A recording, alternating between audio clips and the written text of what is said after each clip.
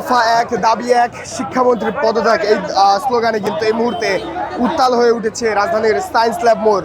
যেমনটি বলার চেষ্টা করছি, বৈরী আবহাওয়ার মধ্যে কুমিল্লা সহ দেশের বেশ কয়েকটি কেন্দ্রে শিক্ষার্থীরা নৌকা দ্বারা যে এইচএসসি পরীক্ষা গিয়েছিল, যেটি সামাজিক যোগাযোগ মাধ্যমে ইতিপূর্বে ভাইরাল হয়েছে, এর পরে কিন্তু ক্ষোভে ফুঁসে উঠেছে দেশের বিভিন্ন শিক্ষার্থীরা। যেমনটি দেখানোর চেষ্টা করছি এই মুহূর্তে সায়েন্স ল্যাব মোড়ে Dhaka college, city college, ideal college সহ আশেপাশে যে সকল কলেজ শিক্ষার্থী যারা রয়েছেন তারা কিন্তু অবরোধে নেমেছেন শিক্ষামন্ত্রী এহসানুল মিলন তার পদত্যাগের দাবি নিয়ে, এবং পুরো শাহবাগ মোড় কিন্তু ব্লকেট করে দেওয়া হয়েছে। দর্শক যেমনটি দেখছেন, ব্লকেট থেকে একটি গাড়ি কিন্তু ভেতরে প্রবেশের চেষ্টা করছিল, তাদেরকে আটকে দেওয়া হয়েছে এবং তাকে কিন্তু এই স্থান থেকে সরিয়ে দেওয়ার চেষ্টা করা হচ্ছে। বিপরীত পাশে আমরা দেখছি স্লোগানে কিন্তু শিক্ষার্থী যারা রয়েছেন তারা কিন্তু স্লোগানে এই মুহূর্তে এই সায়েন্স ল্যাব মোড় উত্তাল করে ফেলেছেন, এমন দৃশ্যই আমরা দেখছি।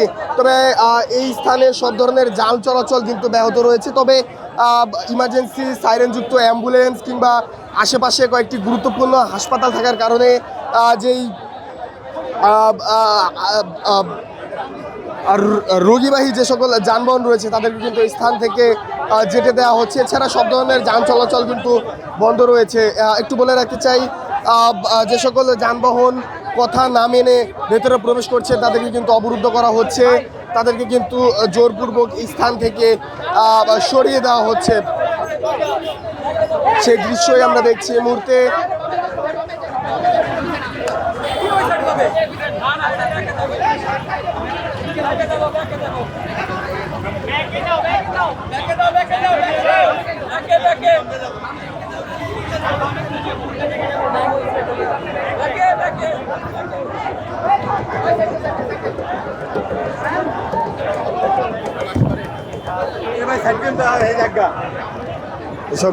যেমনটি দেখছেন, একটি গাড়ি এই অবরোধ ভেঙে ভেতরে প্রবেশের চেষ্টা করছিল, তাদেরকে সেই গাড়িটিকে অবরুদ্ধ করে শিক্ষার্থী যারা রয়েছেন তারা কিন্তু আবারও সেই পেছনের স্থানে নিয়ে যাচ্ছে। সেই দৃশ্যই আপনাদেরকে দেখানোর চেষ্টা করছি।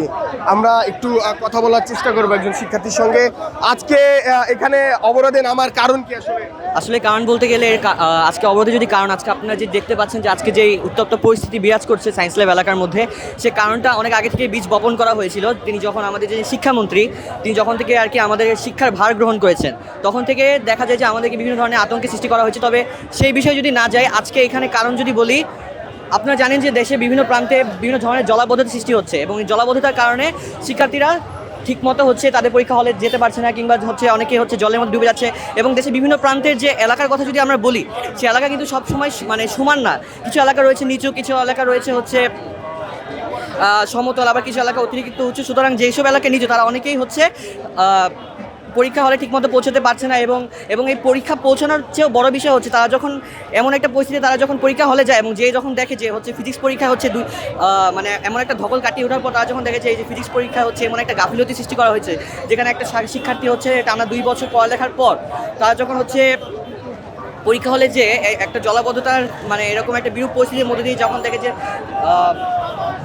তারা হচ্ছে যে ফিজিক্স পরীক্ষা হচ্ছে যে 2টা প্রশ্নে ভুল আসছে, মানে জিনিসটা মানে আপনারা অলরেডি এটা নিয়ে জ্ঞাত হয়েছেন যে 2টা ফিজিক্স প্রশ্ন অলরেডি ভুল আসছে। এবং এই ভুল হওয়ার পর প্রথমত তারা একটা ধকল কাটিয়ে অলরেডি পরীক্ষা হলে ঢুকেছে, এবং এই ঢোকার পর এমন একটা পরিস্থিতি, এমন একটা প্রশ্ন দেখে তাদের সচরাচর তারা জিনিসটা প্রথমে প্যানিক করে ফেলবে।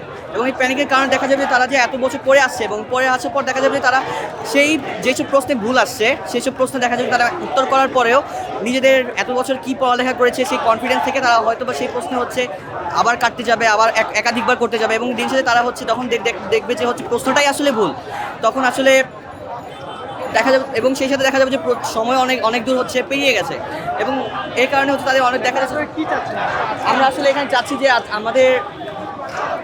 আমরা আসলে এই পরিস্থিতি থেকে মুক্তি চাই। মানে আমাদের যে হয়রানি, আমাদের যে বড় ভাইদের হচ্ছে যে হয়রানিটা করা হচ্ছে, এবং সেই হয়রানিটা আসলে আমরা ছোটো, আমি হচ্ছে এইচএসসি হচ্ছে 27 ব্যাচ ঢাকা কলেজের, তো আমরা চাই না যে আমাদের মধ্যে যে এই পরিস্থিতি কোনোভাবে যায়। তাই আমরা আজকে এখানে আসছি হচ্ছে শিক্ষামন্ত্রী পদত্যাগের দাবিতে, এবং আমরা সেটার জন্য যা যা করা লাগে করবো। দর্শক যেমনটি শুনছিলেন এখানে আন্দোলনরত শিক্ষার্থী যারা রয়েছেন তারা শিক্ষামন্ত্রী তার উপরে কিন্তু বেশ ক্ষুব্ধ এমনটাই বলছিলেন তারা। বিশেষ করে যেই ছবি সামাজিক যোগাযোগ মাধ্যমে ছড়িয়ে পড়েছে যে নৌকায় করে পরীক্ষার কেন্দ্রে গিয়ে পরীক্ষা দিচ্ছেন শিক্ষার্থীরা, তারপরে আসলে সারা দেশেই আমরা দেখেছি শিক্ষার্থী যারা রয়েছেন তাদের মধ্যে বেশ নেতিবাচক প্রভাব সৃষ্টি হয়েছে। এই মুহূর্তে যেমনটি দেখানোর চেষ্টা করছি ঠিক সায়েন্স ল্যাব যে মোড় রয়েছে, সায়েন্স ল্যাব মোড়ে আন্দোলনরত শিক্ষার্থী যারা রয়েছেন তারা এখানে বিভিন্ন ধরনের স্লোগানে কিন্তু দিতে দেখা যাচ্ছে এবং বিশেষ করে দফা 1 দাবি 1 শিক্ষামন্ত্রীর পদত্যাগ এমন ধরনের স্লোগানও কিন্তু এখান থেকে ভেসে আসছে। যেমনটি বলছিলাম সব ধরনের যান চলাচল কিন্তু বন্ধ রয়েছে, শুধুমাত্র আশেপাশে কয়েকটি গুরুত্বপূর্ণ হাসপাতাল থাকার কারণে যে ইমার্জেন্সি সাইরেনযুক্ত অ্যাম্বুলেন্স যেগুলো রয়েছে অথবা যেই সব যানবাহনের রোগী রয়েছে তাদের ব্যতীত সব ধরনের যান চলাচল এই মুহূর্তে বন্ধ রয়েছে। দর্শক এই ছিল আমার কাছে রাজধানীর সায়েন্স ল্যাব থেকে সর্বশেষ।